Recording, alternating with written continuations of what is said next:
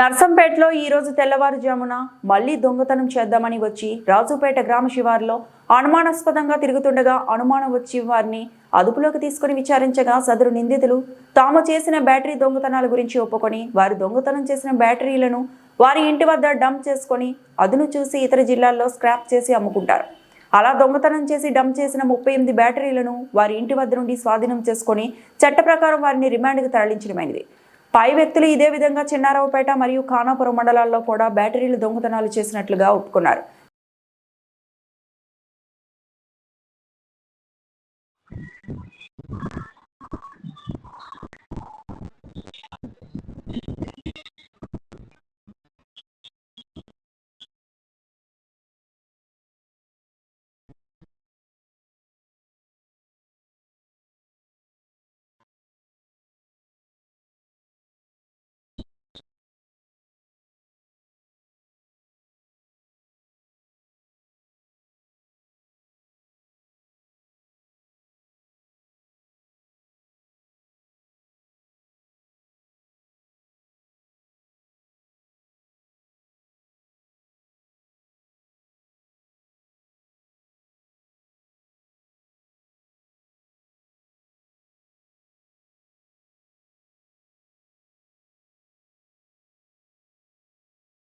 ఉంగరం మాటలతో తెలియకాదు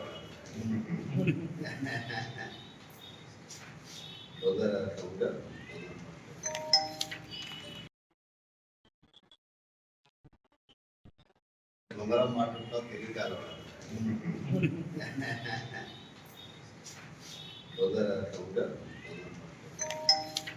మరిన్ని అప్డేట్స్ కోసం మా ఛానల్ని సబ్స్క్రైబ్ చేయండి.